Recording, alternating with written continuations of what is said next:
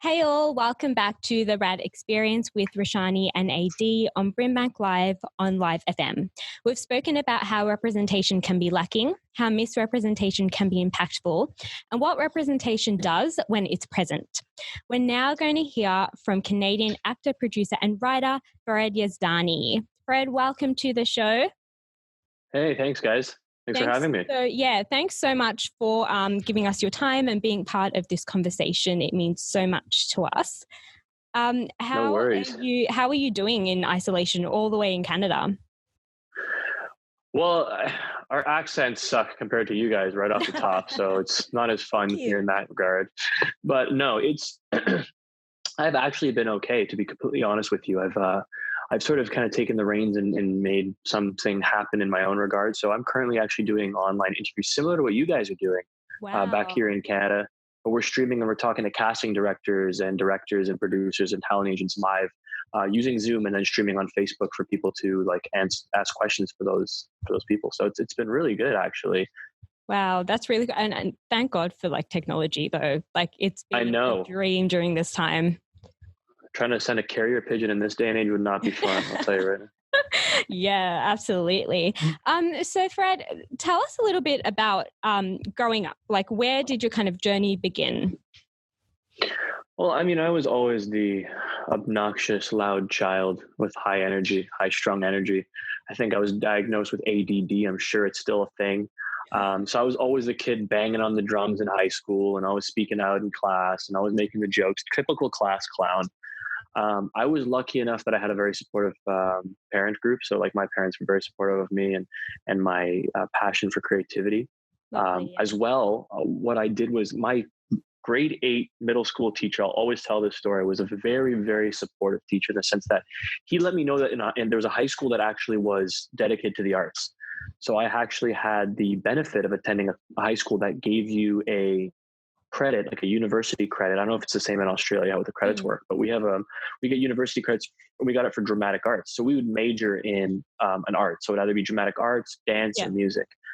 So I mean, long story short, growing up, I've always kind of knew I wanted to be an actor, and it was definitely I wouldn't say a seamless journey, but the pathway was there and it was set out for me. Yeah, absolutely. Hi, Farid. It's AD. So you're a graduate. Hi. You're a graduate from the School of Creative and Performing Arts in Toronto, which is really, really impressive. What inspired you? I know you've always wanted to do it, but what was the inspiration behind all of that? I mean, Jim Carrey is my inspiration. Just overall, Jim Carrey he's always been someone that I kind of embodied in my work. People called me Jim Curry in high school. I don't know if it was racist or not, but it was funny. It was great. It worked for me at the time. I don't know. But he was always an inspiration for me. And, if you read his biography, he was always about doing what he loved and following his dreams and sort of creating his own world for himself, despite the people the naysayers saying that it wouldn't be easy and what have you. So I'm always a huge believer in doing what you love, and that if you continue to do that, eventually it's going to pay dividends for you. I mean, it's the industry that I'm in is a very difficult one. There's no straight path. There's no guaranteed success. So it's always been hard, but definitely inspiration wise, it's been Jim Carrey, I guess you could say. I mean, my parents too. My mom was always like a go-getter. And my dad also, quit being an engineer to pursue his dream of doing something that he thought he loved and taking those risks and at least having no regrets, Yeah, absolutely. And following your passions, that's a huge one. So you spoke about Jim Carrey and kind of him being your biggest inspiration. Who else did you kind of see within television and films growing up? Well, it's funny because, just to touch on diversity, I know it's a topic at hand. There wasn't really anyone to look at that I could say, oh, I want to be like him because I looked like him. I mean, which is okay in my regard now. And I look back because I could be that first person, or I could be one of those people that might inspire other actors to do what they love. But I've always just respected a lot of the actors and actresses in the industry who just dedicate themselves to the craft. Traditionally like Meryl Streep's and, Keegan Michael Key's, I really love. Jordan Peele is a huge inspiration for me, comedian, but also has his dark and serious side and shows that I'm a big advocate of comedy, but he shows that comedians can also be a really great storyteller. Yeah. But yeah, growing up, I never had a superhero. I couldn't be that superhero. Superman was always white, which, could change. And it is slowly changing. And so, I'm kind of torn in that regard. I have people that I looked at for inspiration, but I also had a motivation to be one of the people to inspire at the same time. Yeah, absolutely. How did the lack of representation, make you feel? Did it hold you back, or did it inspire you to push forwards through this? Motivated me, if anything, made me hungrier. It didn't push me back, hold me back at all. In fact, I don't want to be cast to fill a diversity quota. I don't want to be cast in a role just because I need to have a brown guy because I haven't had one yet. When I was on Suits, the character I auditioned for, I was the only brown guy there. And that was my time to say, okay, you know what? I'm going to prove to these guys that I can be one of the top actors here and that you should cast me just because. And, I got to give the production credit on Suits credit because they cast me, they kept my name the way it was, and color didn't play a factor into it. So, and may I say, when Roshani told me that you'd be coming on and, the guy from Suits, I was like, what? I'm a huge fan of Suits. So we'll touch base on that later. All right. More about representation and whatnot, but we're coming back to those Suits questions for real. For sure. Yeah. But yeah, no, long story short, it motivated me. It drove me to break that threshold for sure. Absolutely. And was it kind of common, and you spoke about kind of like feeling that quota and things like that, was it common for you going for roles to be cast in particular roles that might have perpetuated misrepresentation or be limited to a certain type of role? Yeah, I mean, this is not to toot my own horn, but if you look at the resume, it started off as like Mohammed, terrorist 1, Egyptian guy 3. Like, it was very cliche roles. Yeah. I was not in the position to fight for anything better at the time, just because I had that lack of experience, and I know that it wasn't necessarily right. Guys, if my dog barks, I apologize. He's gonna come barking. But after I started to, bite the bullet, and I didn't play any roles that I think were quote unquote offensive. Shush, Nico. I then decided to, refuse those kind of parts. I told my agent, like, there's something that I kind of wanted to do, and I didn't think it was those parts, but it's changed. And I think my holding my ground worked. As now in my resumes, mostly if it's an ethnic character, it's on my own regard because I wrote the show. But otherwise, they're all very generic characters. David, Dr. Charlie, this, that, the other. It isn't, the terrorist 1 or Egyptian guy 4, 5, 6. I don't know what number it was. Yeah. So if you're just tuning in, this is the RAD Experience with Roshani and AD coming to you on Live FM. We're chatting to writer, actor and producer Farid Yazani and delving into his experiences of being an ethnically diverse artist within the entertainment industry and how his journey has led him to his great career successes of his visibility and diversity. So Brad, why do you think, and we've kind of touched on, particular lacks within the industry around representation and diversity, especially, with your experiences of growing up and things like that. Why do you think that the film and TV industry sometimes often lacks that diversity and representation? Well, I think it's fear. I think it's fear of not being able to sell. They're not going to be able to market, but now they're starting to realize that there's a massive fan base for people of all colors and ethnicities and creeds. And it actually translates better to camera and to film when you see a true story and being in the perspective of what the world really looks like. A colleague of mine, Simu, is now going to be the next Marvel superhero. He's going to be Shang-Chi. And he's got a huge following because he's been on a show where it's about diversity.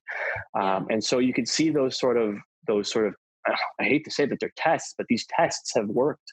And now it's showing people like Disney and Sony Pictures and what have you, that, okay, there is a market for these sort of, I guess, people of color, and it's not to say that there isn't room for Caucasian actors and there's also lacking in female representation. There's also lacking in and not just in Black, but in brown and Asian and Arab. There's all sorts of races that are being underrepresented.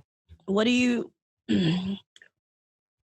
How important? Like, I know it's how important do you feel it is? Is it to have that representation of brown, Black females playing roles that aren't just a Egyptian 1, 2, 3 guy? I think it's a matter of equal opportunity. At the end of the day, it's all it is. You know what I mean? Like if I was to go for an audition and one of my buddies who happened to be white get the part over me, but I got to audition for it, I have no animosity toward that. I don't hold anyone accountable for lack of representation because you're giving me that equal opportunity. It just so happens I didn't fit that part. At the same time, I do think that characters need to be written, and it's up to the writers. And thankfully, a lot more female writers and especially colored writers are breaking through and are creating those works for us to be represented in.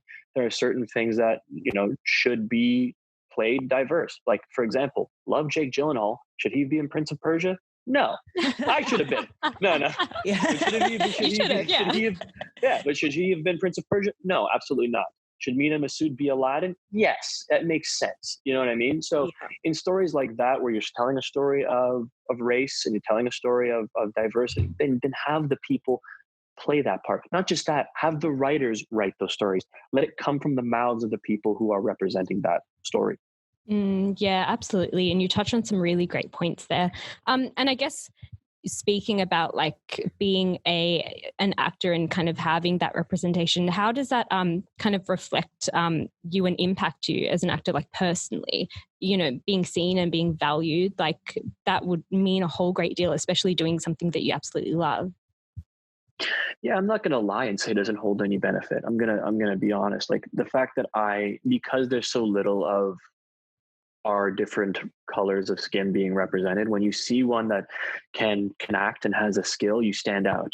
And a lot of the casting directors are being very open to that. And so it definitely makes me proud to know that I'm one of the few, Middle Eastern, West Indian mixed actors representing a whole slew of people, and to hear people reaching out like you guys to do an interview all the way in Australia to talk about it makes me so proud. It means that like I'm doing something really, really good and I'm inspiring others. So it definitely is important.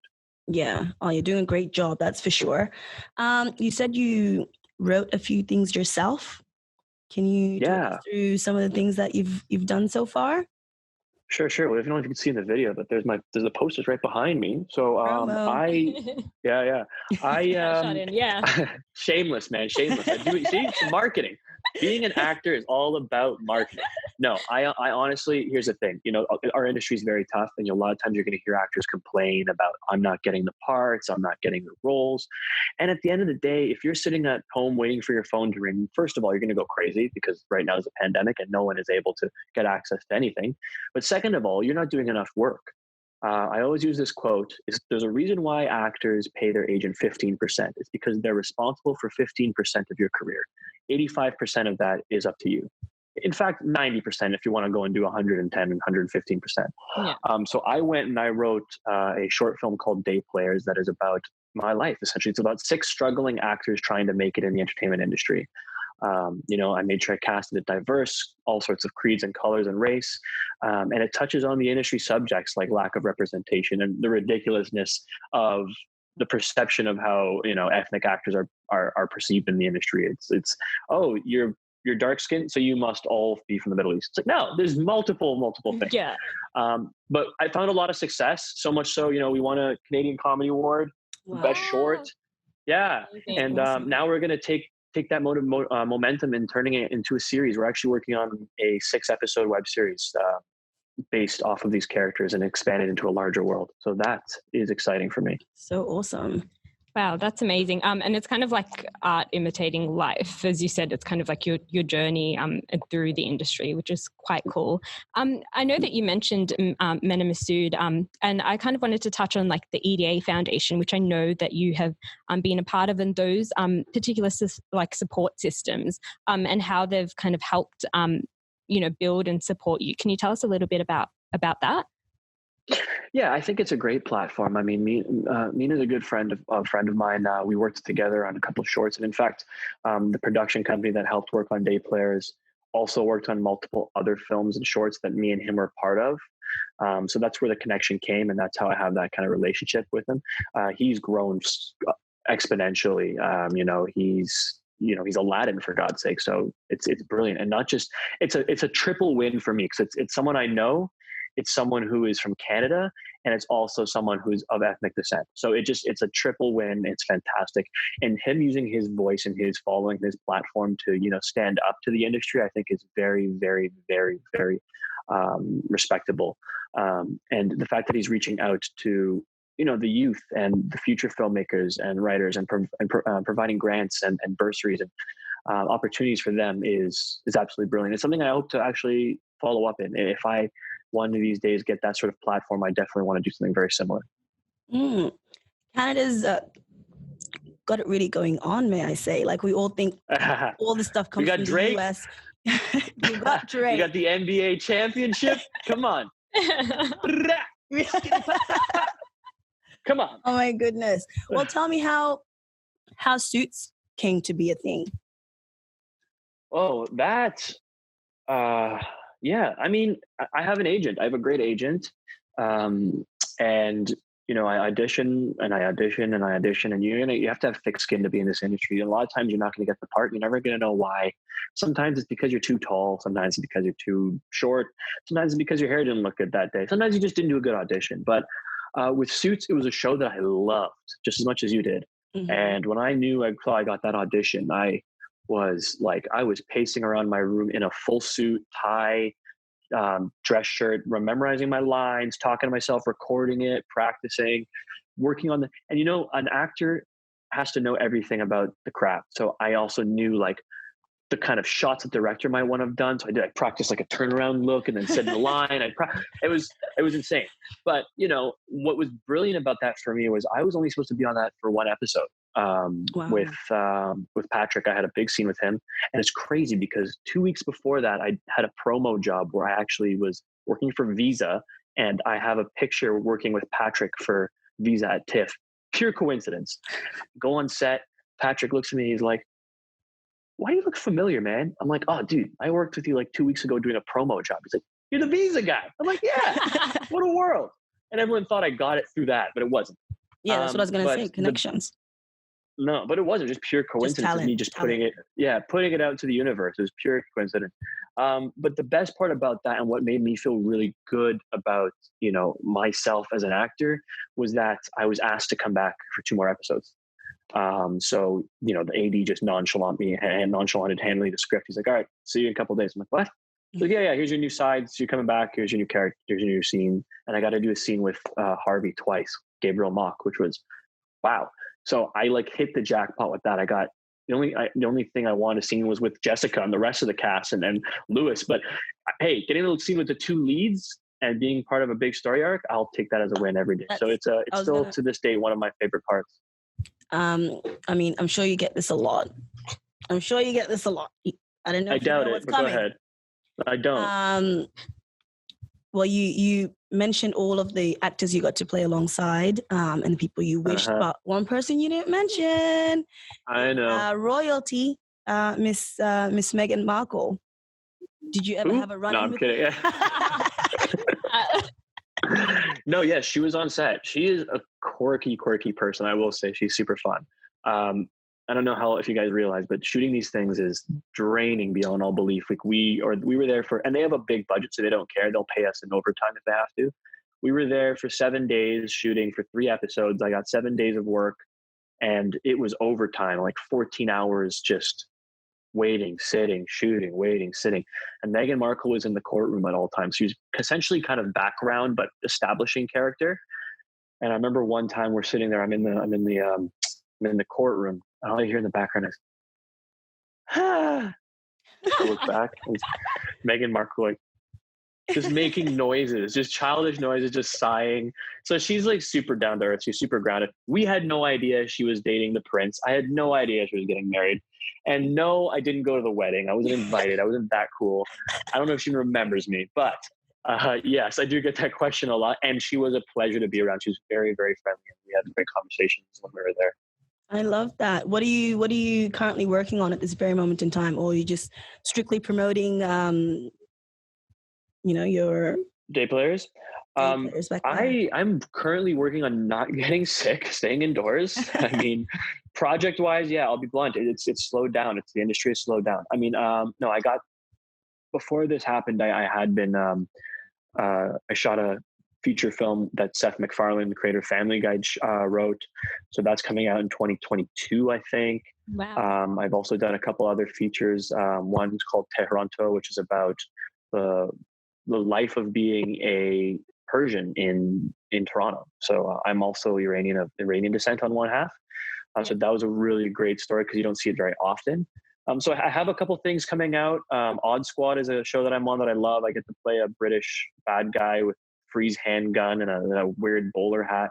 And I got 2 more episodes on that. How's your British accent? It's not as good as my Australian accent. No. Oh, give it to us. Are you kidding? I'm on the spot? No way. You got to hear it now that you've said that.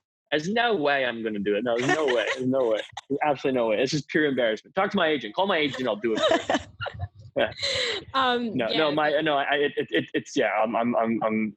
be pretty nervous if I do that. I don't want to offend any of the Australians. Oh, good. But tune into it. You'll see it on the show. Tune into it. Yeah. We'll have to keep our eyes peeled for that British accent.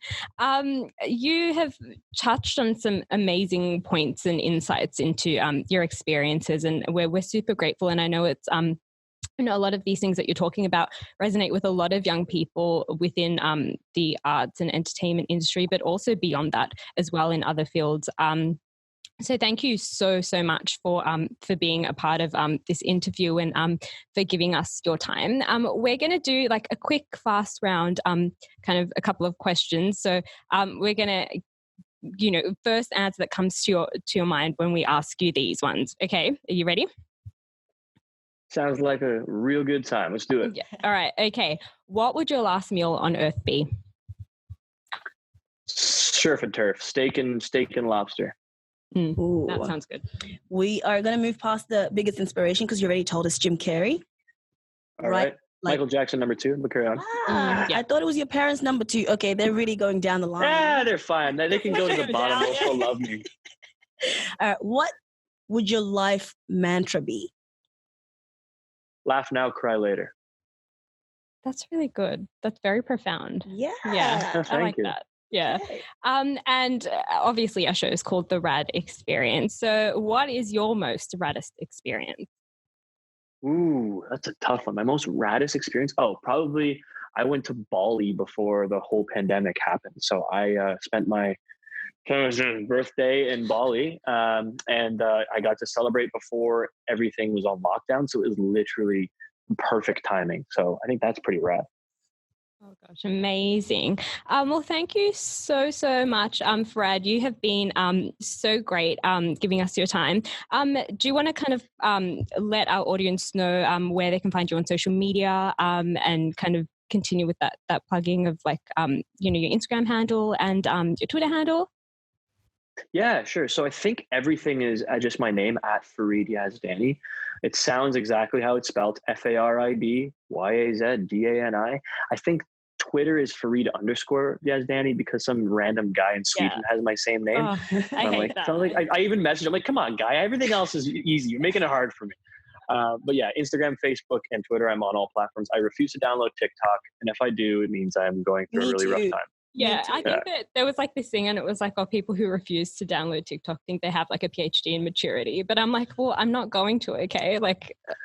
No. I just know that I could dance better than half those clowns on there. That's the only reason why I don't have it. I don't want to outdo them. I'm just tired of the same dance. It's just like...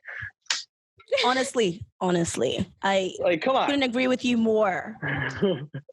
But hey, it's giving people something to do, so it's all good. That's it. Absolutely.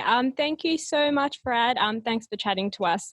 And for everyone at home, please follow him. He's doing amazing work. Day Players is definitely something we should keep our eyes peeled for, and also that British accent that's coming up in that that project you're working on as well. I promise you it will come eventually. I promise. There you go. Thank you so much. Thanks, guys. Make sure you guys check it out, and thanks for having me, Rada. Thanks, AD. Have a good one. See ya. Thanks.